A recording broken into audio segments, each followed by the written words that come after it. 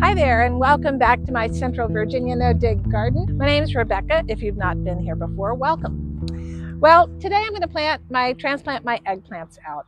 And I'm going to do this in grow bags, large grow bags, 10 and 20 gallon grow bags. Why do I plant my eggplant in grow bags? Well, flea beetles, flea beetles, flea beetles, flea beetles, and blister beetles, which have plagued me and my eggplant. Flea beetles grow down on the ground and they come up onto your plant. So I have found that growing them up higher in a large grow bag helps to mitigate that somewhat. You still have to keep on them. As far as blister beetles, they tend to migrate in from the grassy areas, then come right up your plants. And so by growing them in grow bags, that helps. It doesn't help 100% on either case, but it helps, I would say, 87.5% for me at least. I have tried so many times growing my eggplants in my beds and they just get hammered every single year. I also have to say that I will use spinosad dust on my eggplants, especially when they're young. Even when I had my eggplants sitting out to get hardened off, I had some down on the grass in the front yard. Flea beetles came.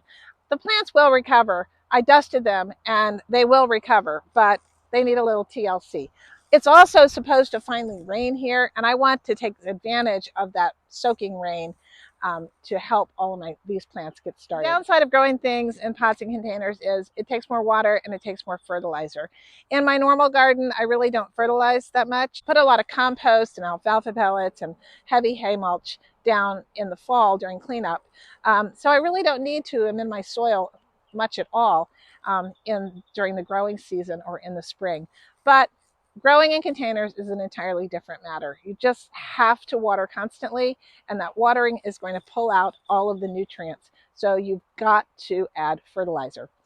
I'm going to be adding fertilizer, just organic granular fertilizer, just a plain garden variety organic granular fertilizer. That's a slow release and will release over time. I'm also going to be adding fish emulsion when I transplant these. Now I'm going to refresh these pots with some compost and with some of the organic fertilizer, and that will freshen them up so that these eggplants will get a good start and will be able to grow well during the season. Right, here is my little eggplant. This is a Black Beauty, which is the classic eggplant. First thing I'm just going to do is loosen up the soil. You'll notice that as well as potting mix from last year, you don't have to throw all that potting mix out. If you happen to have a little natural soil from your area, it doesn't hurt to throw that in. Happen to have some here. If you're wondering how hard my clay soil is, this has been sitting out. Look at this, like a brick, but it'll soften up as it gets in there. You don't have to do that. I have already added some of my native soil in here, but what I am going to add is compost. A big healthy dose of compost.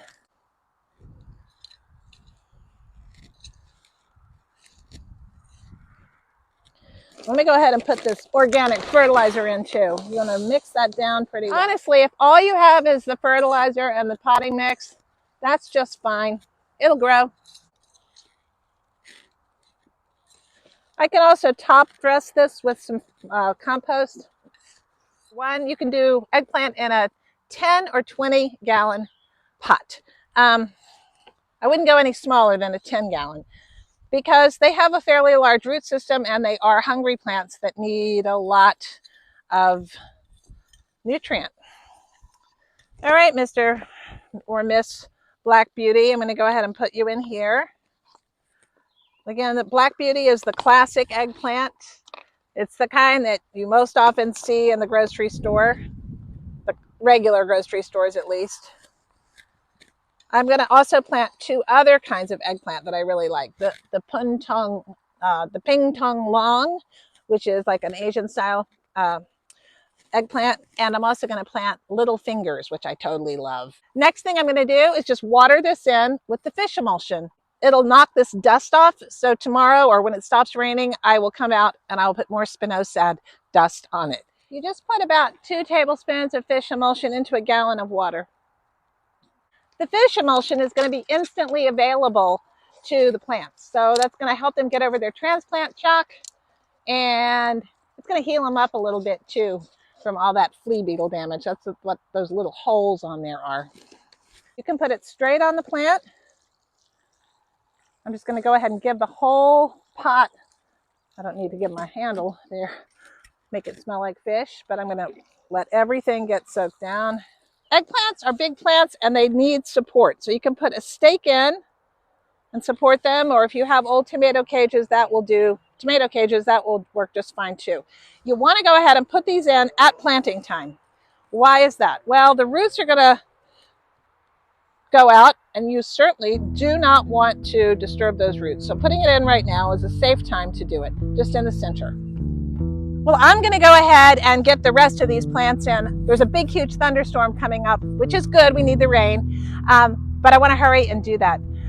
Thank you so much for watching today. I hope your garden's growing well. I hope you're well too. Take care. Bye. Hurry, rain, but stay away just for a few minutes.